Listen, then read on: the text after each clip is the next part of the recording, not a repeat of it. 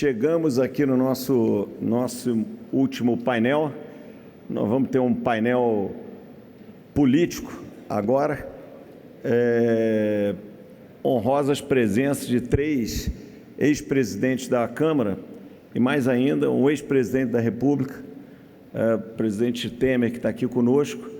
E para nós é uma honra apresentar esse painel, porque tratam-se de 3 lideranças políticas reformistas no Brasil, sob a presidência do deputado Rodrigo Maia, sob a presidência do deputado Arthur Lira e sob a presidência do deputado Michel Temer e depois presidente Michel Temer. O Brasil passou por reformas importantes, reformas essas que são os responsáveis por a gente se surpreender com o nosso crescimento. Muitas vezes a gente fica tentando entender por que a economia está um pouco mais resiliente, por que a taxa de juros de 15 não está tendo uma recessão na nossa porta, ou por que o crescimento surpreendeu para cima desde 2021 até agora.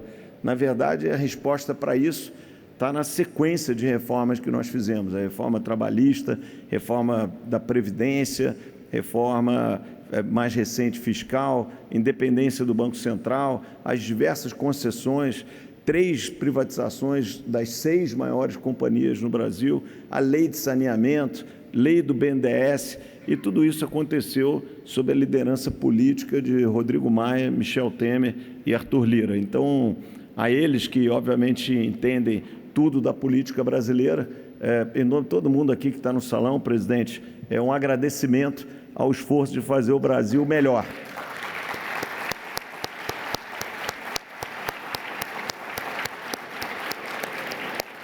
Então, para debater, nós tivemos uma pequena adaptação. O presidente Arthur Lira não conseguiu pousar aqui em Congonhas por causa da chuva, pousou no Catarina. Nós adaptamos aqui uma vídeo que eu espero que funcione muito bem. Então, eu queria chamar ao palco o Rodrigo Maia, Michel Temer e Arthur entrar aqui por vídeo. E para debater com a política, convido a jornalista Amanda Klein, por favor, mais uma vez aqui conosco.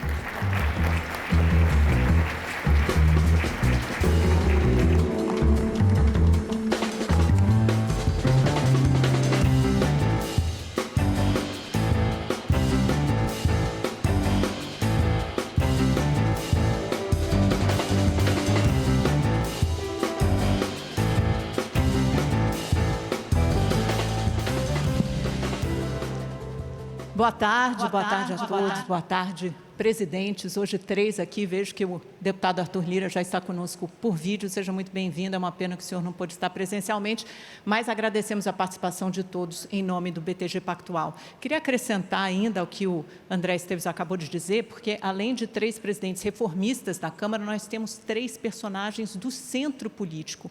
Isso é muito importante, porque a gente vive num momento tão polarizado, intensamente polarizado do país, e o consenso sempre e as maiorias se constroem através do centro. Antes de mais nada, gostaria de anunciar que temos um aniversariante entre nós, o presidente Michel Temer, completa amanhã 85 anos, uma salva de palmas.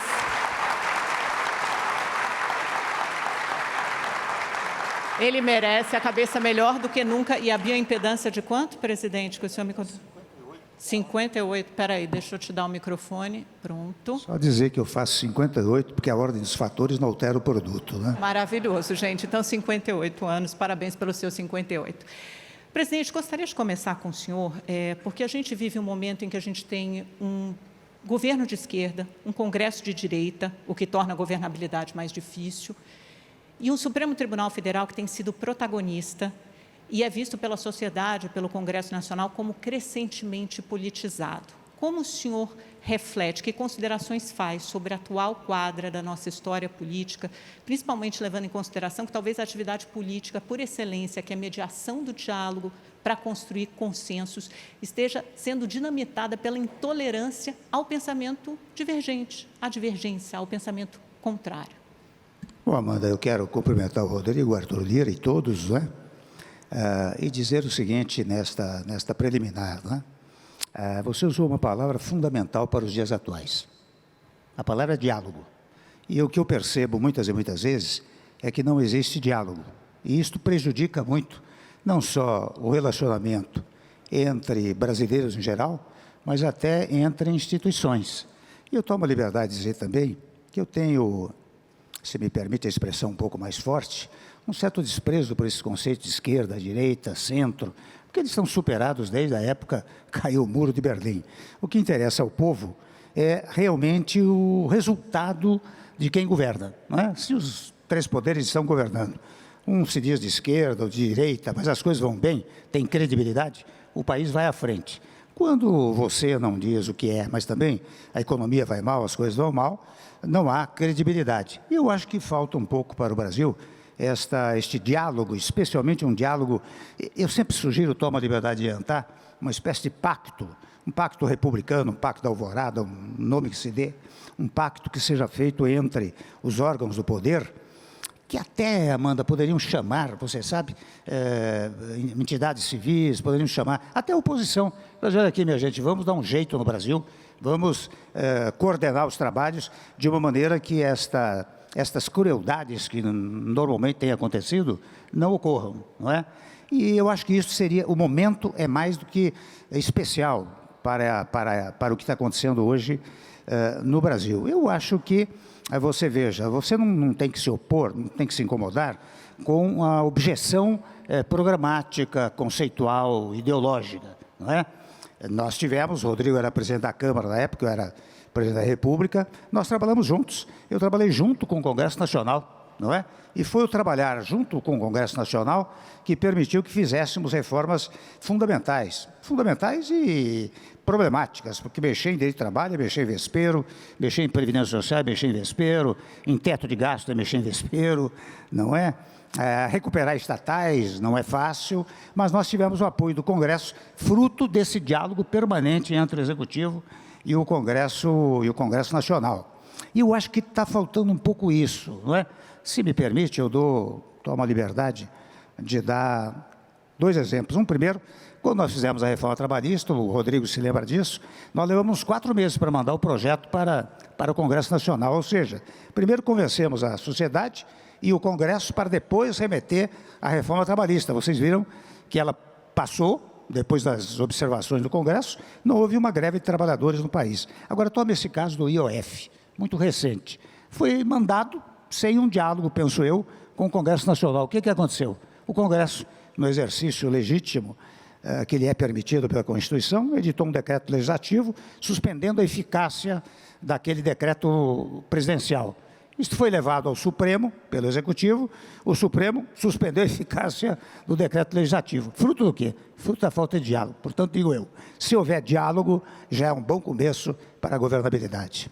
Presidente, deixa eu pegar aí, porque eu acho que o senhor deu o exemplo perfeito para a minha pergunta para o deputado Lira, que é o seguinte: a gente tem um pano de fundo que, se não é uma crise, pelo menos uma tensão institucional grande entre o Poder Legislativo e o Poder Judiciário, o Supremo Tribunal Federal. Quer dizer, como é um governo de minoria, há uma espécie de alinhamento tácito entre Supremo Tribunal Federal e governo Lula, em que o Supremo se torna uma última instância recursal da política. O IOF é um desses exemplos. Isso é sustentável, esse modelo, presidente Lira, e quais as consequências? Bom, primeiro queria saudar o aniversariante do dia, né? Presidente Temer, saudar o Rodrigo, a você, Amanda, e a todos os que estão aí presencialmente. Viajei, Rodrigo, 2 horas para fazer um vídeo aqui do Catarina, é uma coisa impressionante.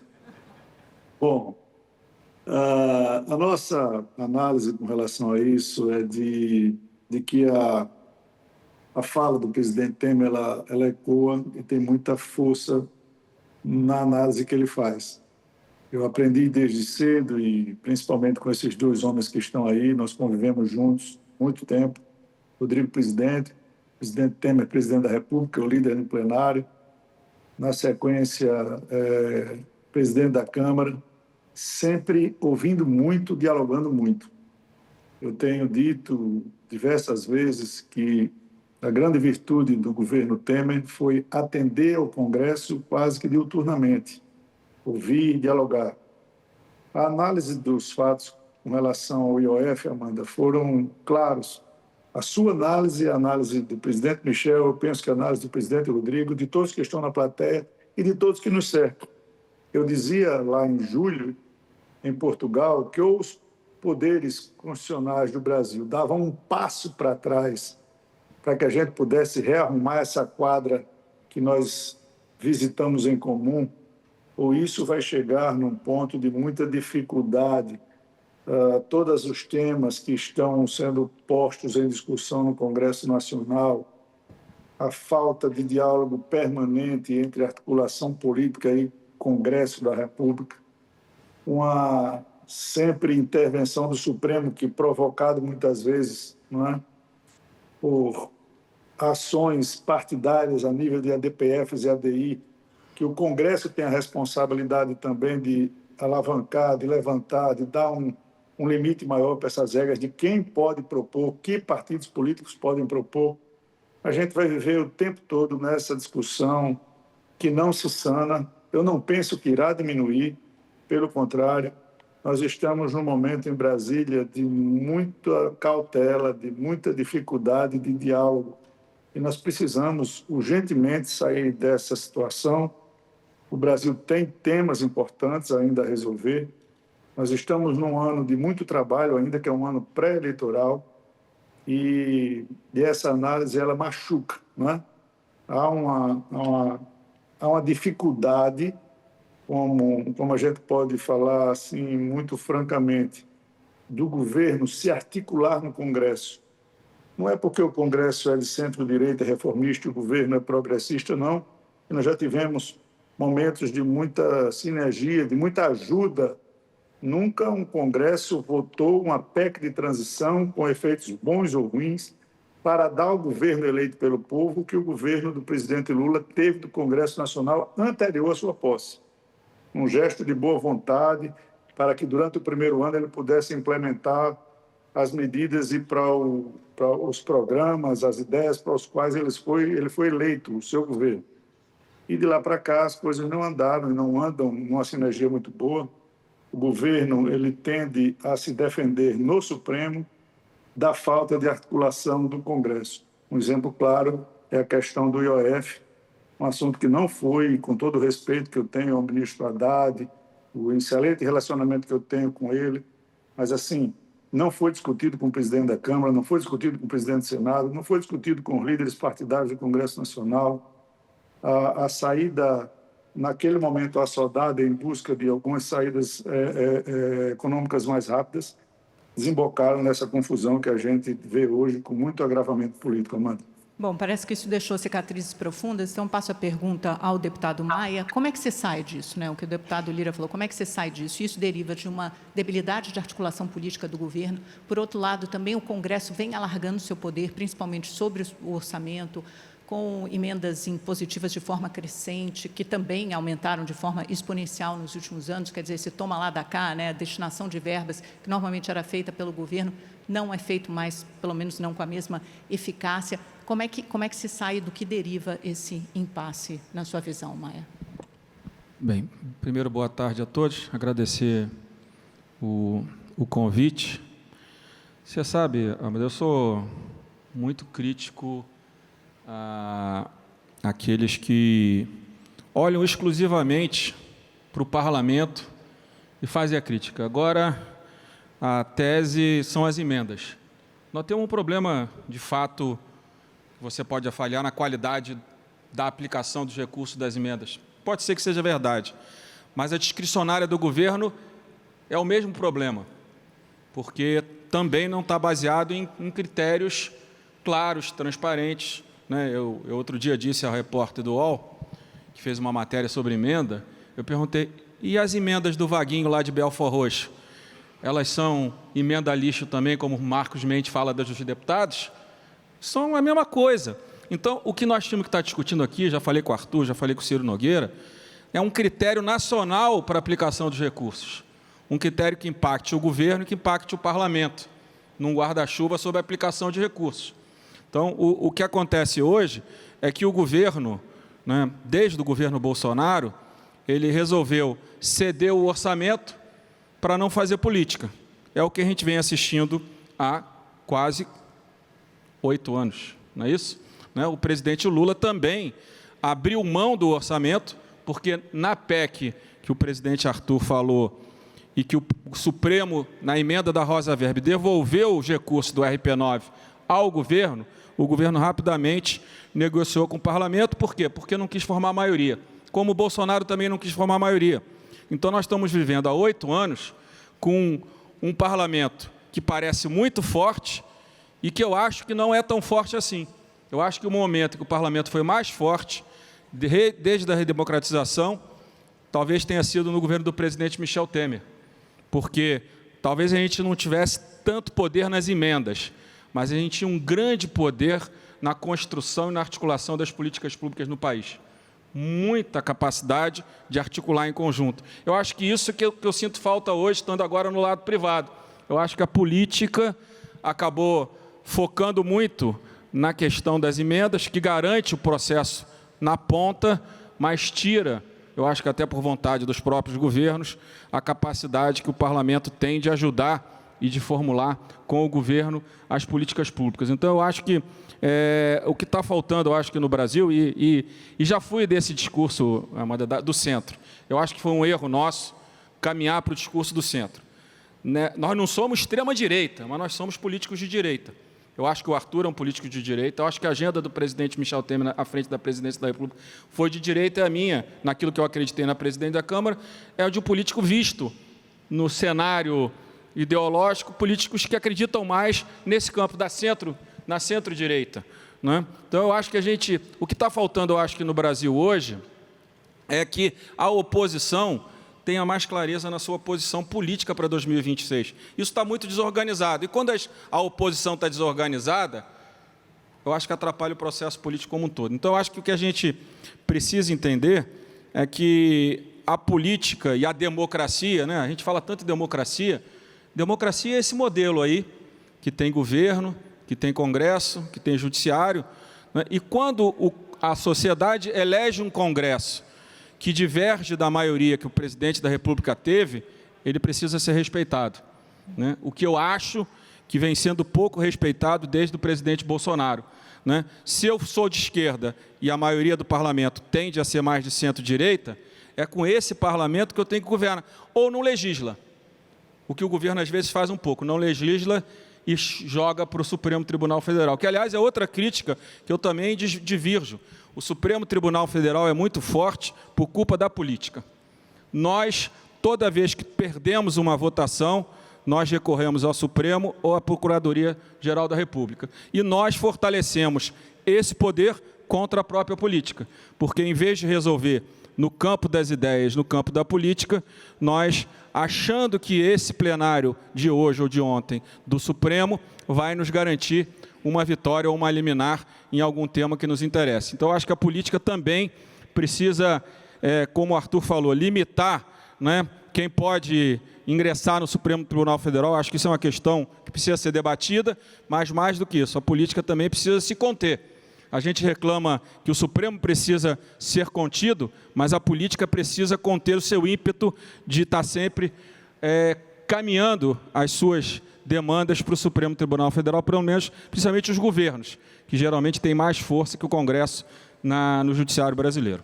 E, por falar nisso, eu vou puxar um outro exemplo perfeito, porque o presidente Michel Temer foi o personagem da semana passada, ainda é, porque estava negociando o tal da PL da anistia, que vocês mudaram o nome, agora é o PL da dosimetria. Teve um encontro na sua casa, na quinta-feira passada, com o Paulinho da Força. Eu conversei com gente que participou desse encontro, e vocês fizeram uma chamada justamente para 2 ministros do Supremo Tribunal Federal, o ministro Gilmar Mendes, o ministro Alexandre de Moraes, para ver se estava tudo certo. Agora, desde então, e eles aceitaram, foram receptivos a essa proposta de redução, de revisão de penas, mas desde então a gente teve grandes manifestações ontem, no domingo, contra a PEC da blindagem, contra o PL da anistia, e tivemos hoje a aplicação da lei Magnitsky, né, a mulher de Alexandre de Moraes, ao escritório deles, e a suspensão de vistos de autoridades como o ministro da AGU, né, o Jorge Messias. Mais um ministro do governo não é pouca coisa. E a PGR respondeu, parece que é tudo de forma muito coordenada, com a denúncia do filho do presidente, né, do ex-presidente Eduardo Bolsonaro. Tem clima para aprovar PL da anistia? De quinta-feira para cá mudou? Olha, Amanda, eu acho o seguinte, que interessante, a gente sempre tem que partir de um conceito determinado, né? E o conceito que deve presidir as relações hoje da classe política, da classe jurídica, dos empresários em geral, do povo em geral, é a ideia de uma certa tranquilização no país. E de logo eu quero registrar o meu desagrado com essa última manifestação dos Estados Unidos, né, em relação à esposa do ministro Alexandre de Moraes. Você sabe que é interessante, até nós temos uma regra aqui no nosso sistema jurídico que diz assim, a pena nunca pode passar do réu. Então, nesse caso, mal exemplificando, se há uma pena em cima do ministro Alexandre de Moraes, ela não poderia estender-se fora da figura do ministro Alexandre de Moraes. Então, fica a minha objeção radical em relação a isso que está acontecendo. Primeiro ponto. O segundo ponto é que, disse bem o Rodrigo, muitas vezes o Supremo Tribunal é provocado pela própria classe política. Mas eu penso que até há um pouco mais do que isso. As pessoas criticam muito o Supremo. Eu não quero defender o mérito das decisões do Supremo, mas quero defender a competência do Supremo Tribunal Federal. Porque vocês sabem que a culpa inaugural, na verdade, é da Constituinte, porque nós levamos tudo para o texto constitucional. Você veja que a Constituição brasileira, ela não trata apenas separação de poderes, organização do Estado, direitos individuais, ela vai educação, cultura, saúde, família, tudo. Você imagine que havia uma regra até, isso diz muito ao setor financeiro, né, que estabelecia os juros, não é, Rodrigo? Juros de 12%, Arthur, não é? Juros de 12% anual, não poderia passar disso. E tempos depois, é claro, que houve uma certa sanidade, e desta sanidade resultou uma emenda constitucional que eliminou esse tema. Mas não fosse assim, toda e qualquer matéria referente a juros ia parar no Supremo Tribunal Federal, assim como todas as questões vão parar no Supremo Tribunal Federal. E quero até acrescentar, tomar a liberdade de acrescentar, que no passado nós tínhamos uma ação declaratória de inconstitucionalidade. Hoje, ao lado dela, nós temos a ação declaratória de constitucionalidade, a arguição de descumprimento de preceito fundamental e o controle da inconstitucionalidade por omissão, que não havia antes. Então, o Supremo, que é a quem incumbe guardar a Constituição, ele é o receptáculo de todas essas medidas que eu acabei de anunciar. Então, o Supremo, a todo momento, está agindo de fora a parte, a circunstância que o Rodrigo apontou muito bem, de que um partido qualquer perde uma questão lá no Congresso, ele vai bater as portas do Supremo Tribunal Federal. Como a jurisdição é inerte, quando ela é provocada, ela tem que decidir. Agora você me pergunta, nós temos caminho para isso ainda, sem embargo desses últimos gestos mais agressivos? Eu acho que temos. E mais uma vez, a palavra diálogo é fundamental para tudo. Ainda agora eu percebo um fenômeno curioso, acho que vocês devem acompanhar amanhã, eu abri 3 vezes o Congresso da ONU, né? E quando você vai abrir o Congresso da ONU, o Brasil é o primeiro a falar, o segundo é Estados Unidos. Então você vai à sala do secretário-geral, que é o Guterres, e quando você é chamado, você vai lá, abre o Congresso, vai ter a primeira palavra. Mas quando você volta, você cruza com o presidente dos Estados Unidos, porque ele sai da mesma sala e vai para o mesmo plenário. Como não houve até agora um diálogo, ou nem sequer a tentativa de diálogo, que a meu modo de ver deveria ter se verificado, acho que valeria a pena o presidente... Até faço um pequeno corte, viu? Porque, no geral, as pessoas costumam falar em Luiz Inácio Lula da Silva e Donald Trump. Mas não são eles. A relação é entre o presidente da República Federativa do Brasil e o presidente dos Estados Unidos da América. Então, deveria ter havido uma espécie de um telefonema, não é?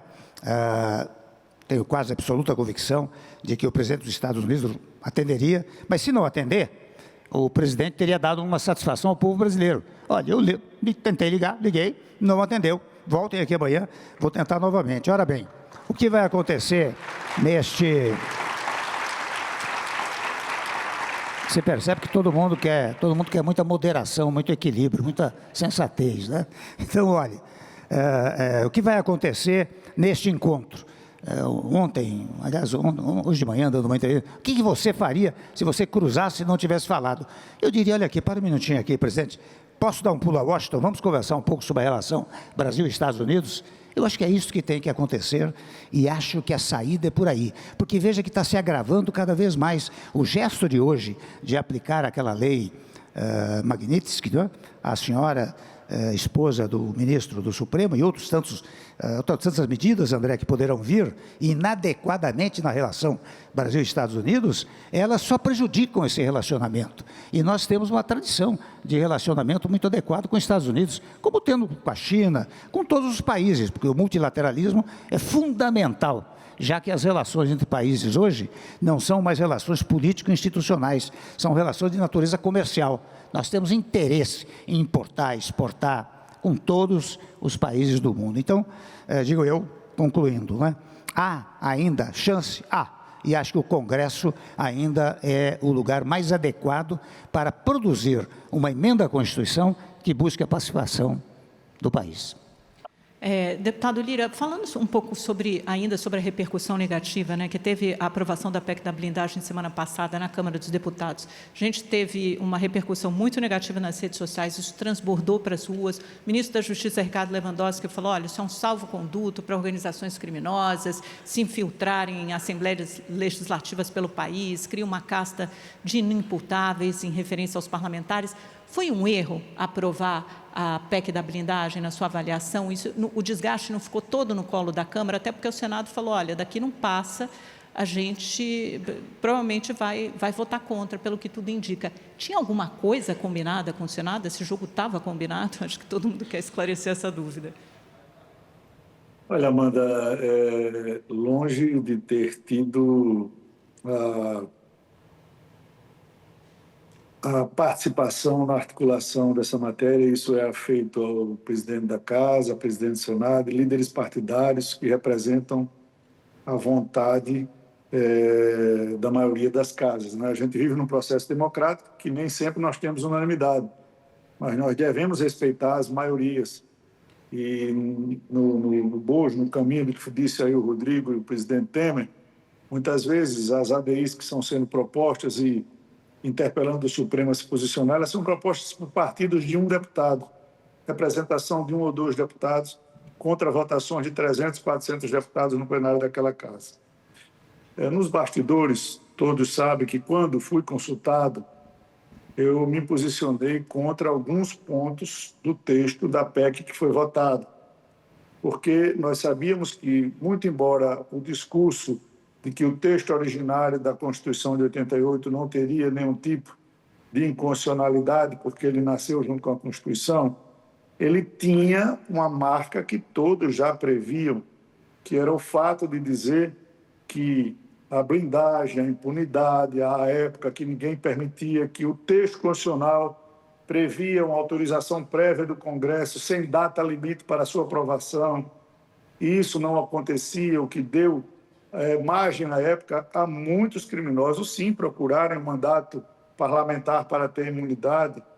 E esse texto sofreu uma alteração lá em 2002, com o então presidente Aécio Neves, para sair da autorização prévia e ir para a sustação da ação penal.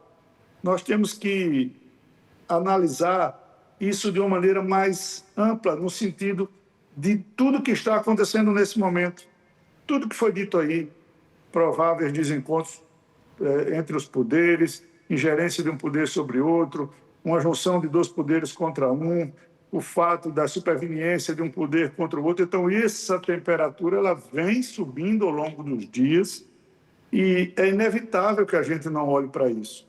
Para a Câmara ter votado um texto desse, dificilmente, eu não participei, não posso falar pelo presidente Hugo, mas dificilmente o presidente Hugo não tenha tido qualquer conversa com o presidente Alcolumbre.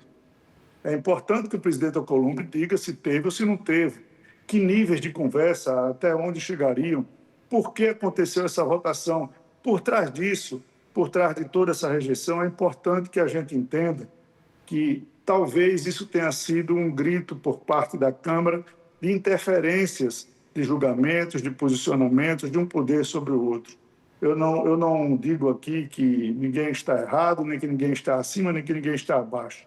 Está faltando realmente diálogo aos três poderes, está faltando conversa, está faltando entendimento, está faltando aquele limite de saber que ninguém pode ultrapassar os limites constitucionais para os quais cada um foi constituído.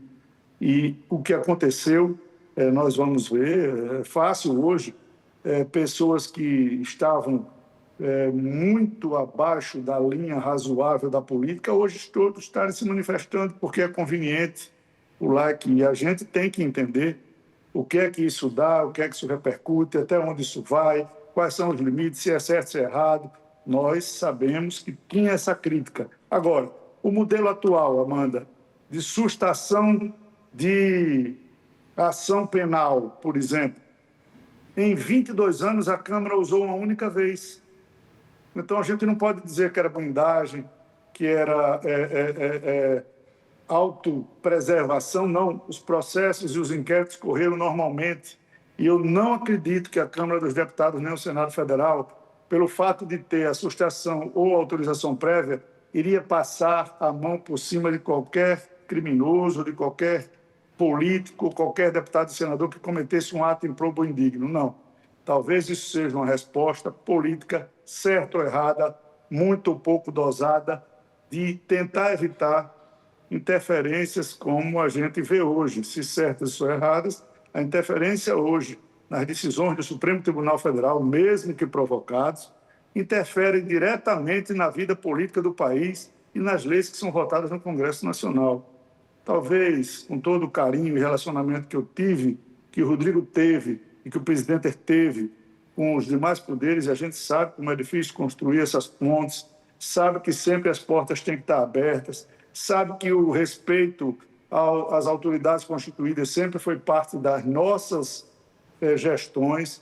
A gente tem que ter cuidado com o momento que nós estamos vivendo, sem julgar ninguém precipitadamente, esclarecer tudo e tentar colocar as coisas nos seus devidos lugares com muita preocupação pelo momento que o país passa e vive.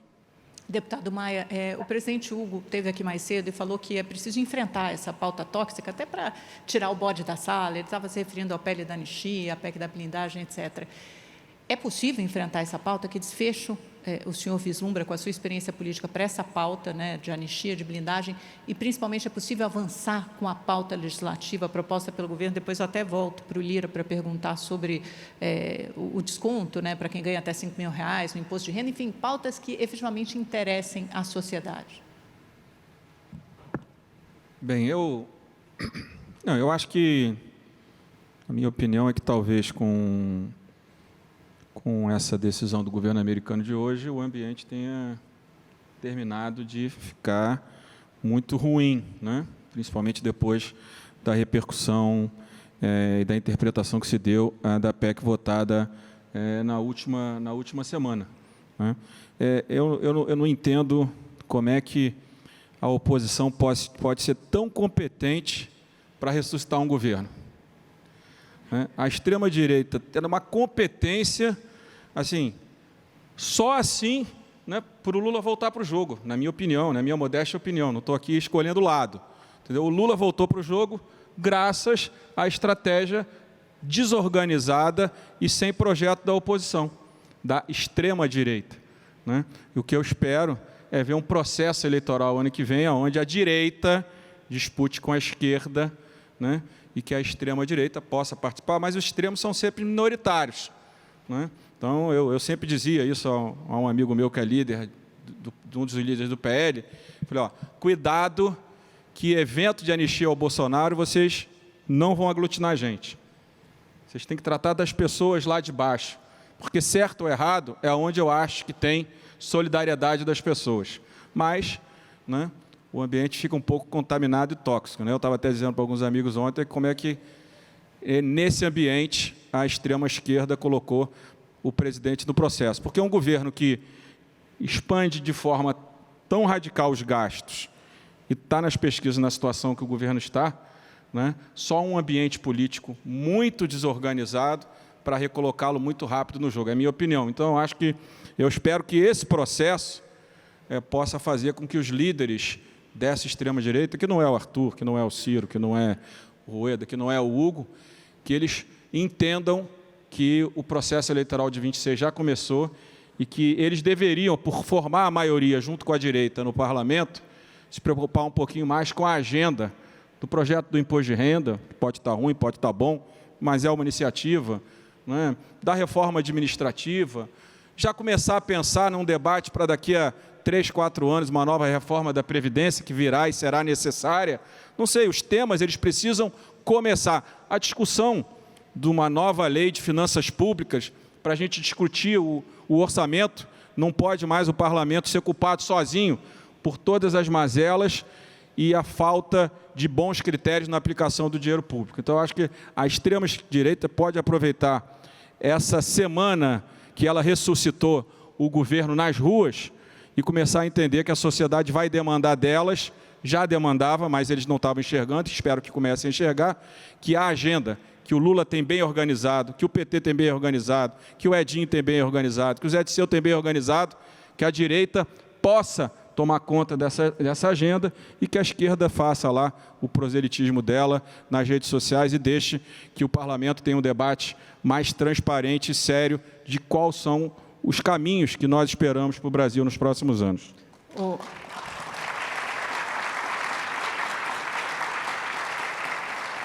Olha, no meu cronômetro está dando 2 minutos e meio. Posso ter mais 10? Esteves e saúde. Esteves fez assim, então ele disse sim. Para a gente debater 2026, está na cabeça de todo mundo.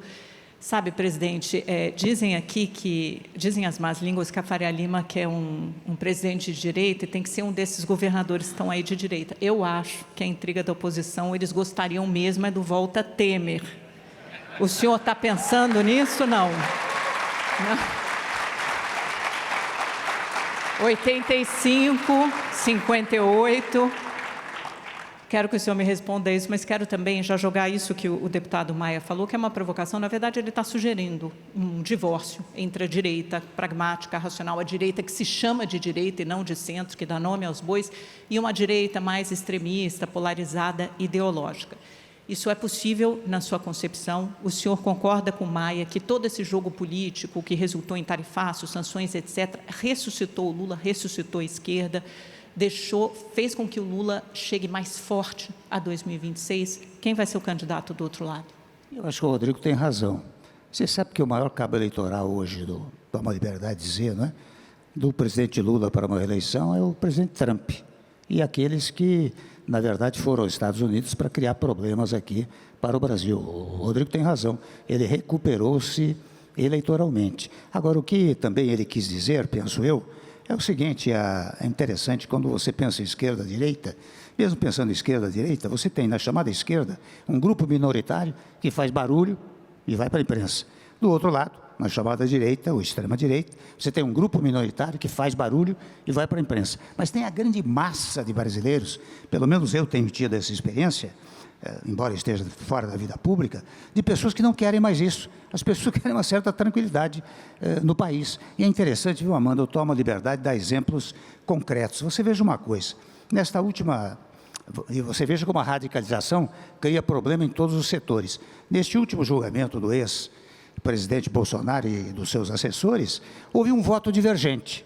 Este voto divergente apanhou como ninguém, mas apanhou de um lado, daqueles que estavam deste lado. Os 4 que votaram de outra maneira, apanharam de outro lado.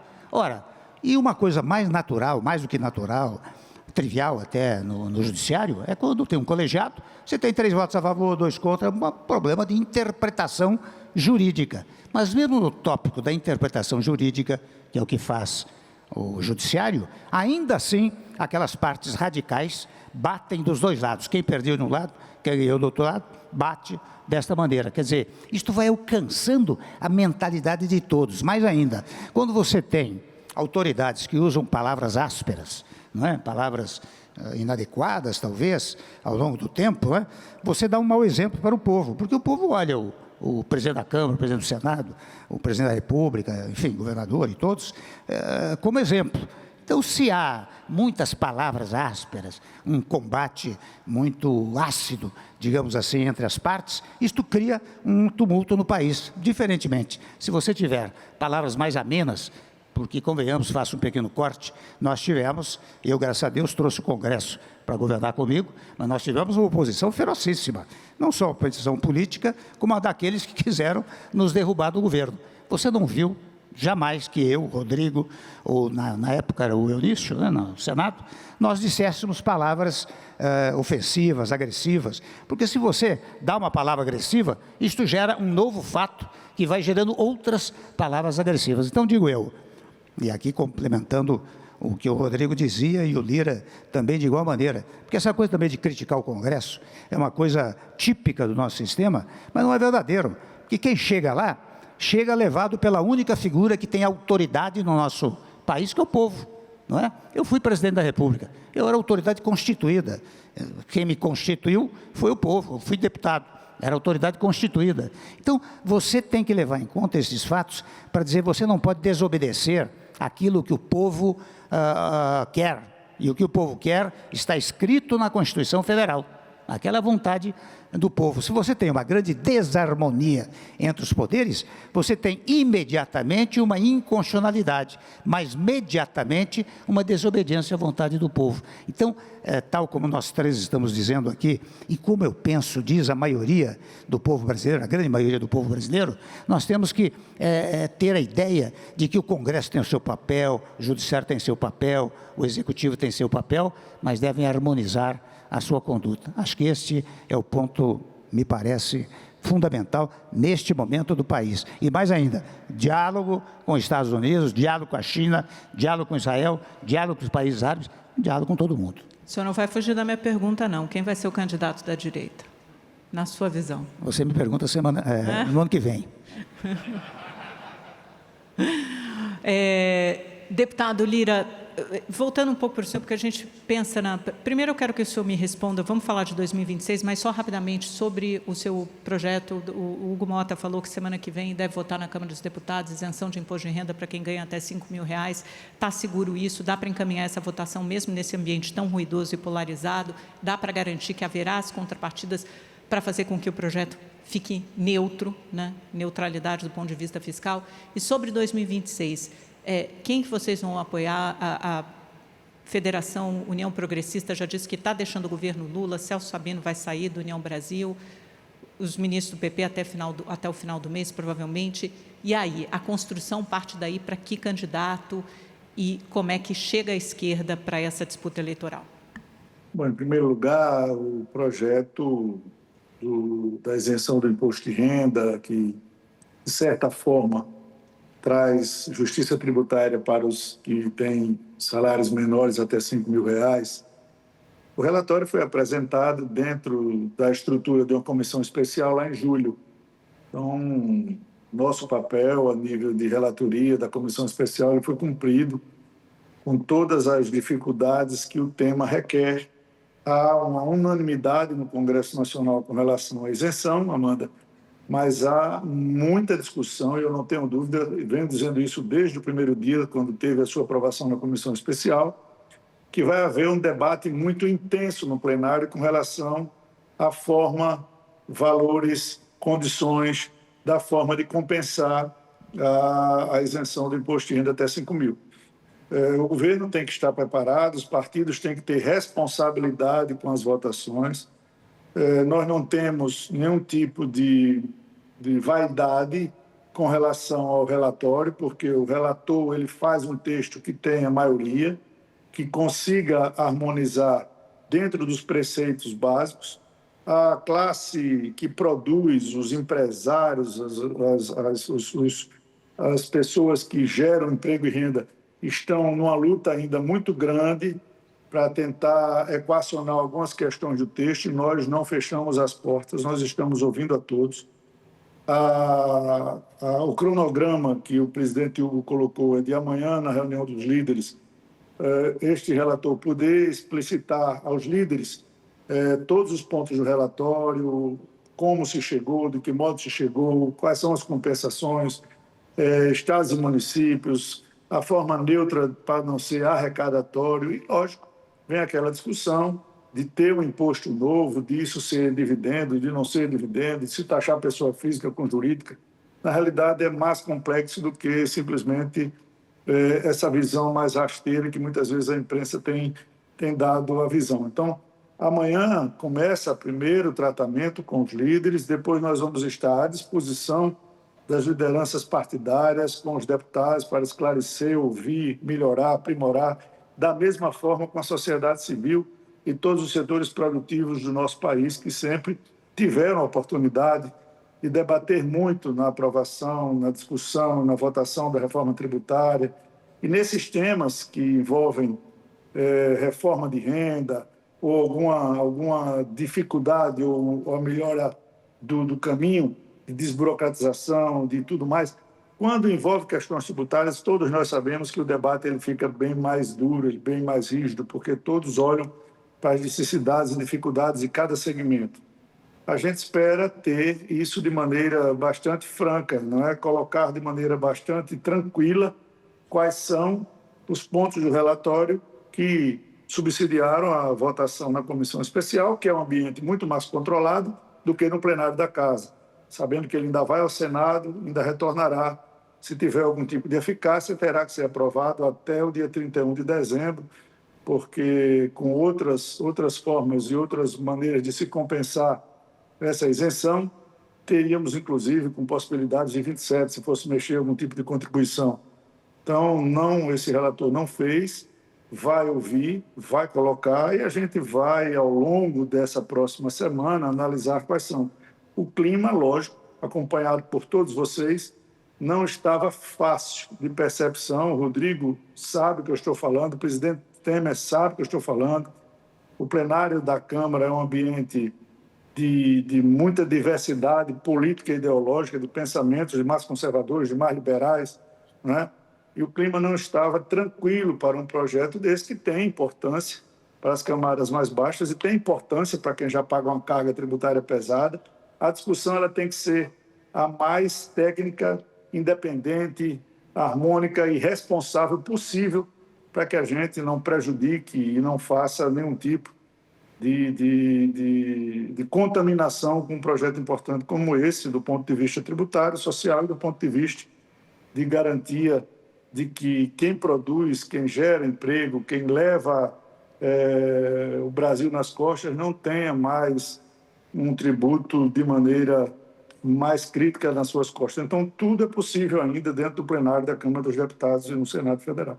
Parece que o cenário está bem aberto. Só uma palavra rápida sobre 2026, deputado, que aí a gente encerra a sua parte e passa para o Maia para fecharmos esse painel.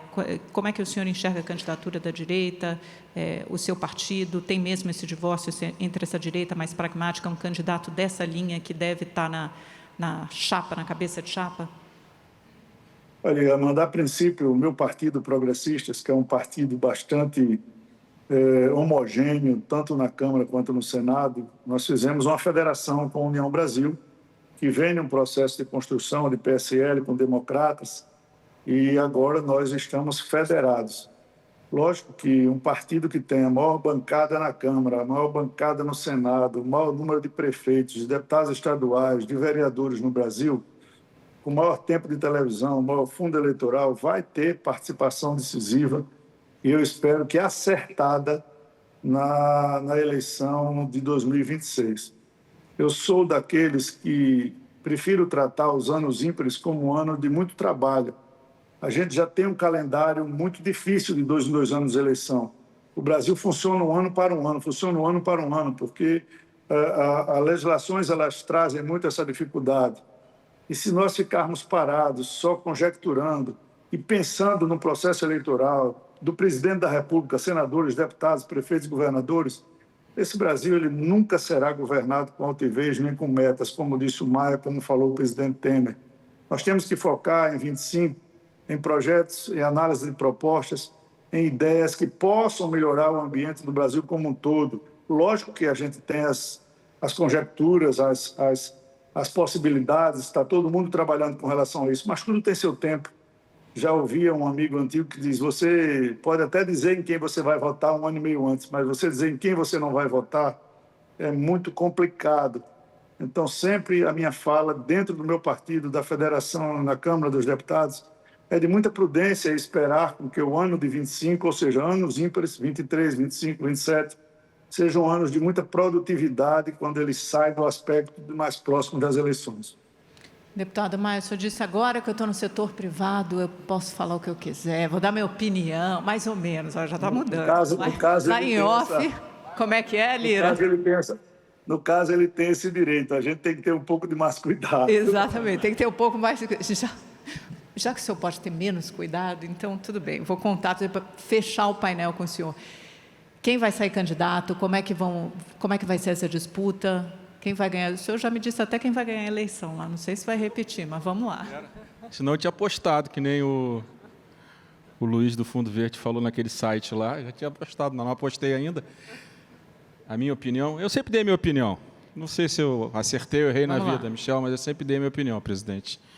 E o Arthur sabe disso, né? Aliás, para mim era uma maravilha presidir a Câmara com o presidente Michel na presidência da República e o líder Arthur ali embaixo, me orientando se eu tinha maioria ou não tinha maioria para aprovar as coisas. Era muito fácil tocar as reformas no Brasil. Então, voltando aqui, eu sempre tive assim, eu sempre acho bom a gente falar o que a gente acredita. Eu acho que nada mais forte na política do que vem com naturalidade. E com naturalidade para mim hoje, por óbvio, claro, é a candidatura do presidente Lula, que representa um projeto conservador, porque representa o passado. E nada mais forte no outro campo do que uma candidatura de oposição a esse governo que representa o conservadorismo das suas ideias, daquilo que deu certo, que é a candidatura do governador de São Paulo, Tarcísio. Ela é candidatura natural porque ela traz o apoio de muita gente, de todos os governadores, dos principais partidos do campo da direita. Eu acho que se esse for o processo que se avizinha na frente, eu acho que o Brasil vai estar em boas mãos em 26. Que seja pela vitória do presidente Lula, que representa governos exitosos do passado e aquilo que ele vem reproduzindo dos governos anteriores, é uma reprodução do que deu certo, né, sem muito projeto futuro, e uma candidatura de um governador jovem, que está tendo a primeira experiência em São Paulo, e que acho, pelo que ouço, que se ele conseguir organizar, não é fácil, porque essa extrema-direita vai puxá-lo para a rejeição que o Bolsonaro tem, e se puxar ele fica inviável, mas se ele conseguir ser um candidato de direita, com o apoio dos partidos que eu considero de direita, PP, União Brasil, Republicanos, PSD, MDB, eu acho que vamos ter uma candidatura muito disputada, com 2 ótimos candidatos, e qualquer um que vença. Eu acho que o Brasil vai estar bem representado num processo político menos tenso e com mais discussão de ideias. Aí tiver o debate na TV Globo, com menos xingamentos e mais discussão de Brasil. Eu acho que é isso que a gente pode ter se o governador Tarcísio acabar saindo candidato no ano que vem contra o presidente Lula. Muito obrigada a vocês pela participação, excelente ouvi-los refletir sobre o Brasil, sobre os nossos caminhos do futuro, e excelente Macro Day, acho que hoje acrescentou muito a todos. Obrigada a vocês.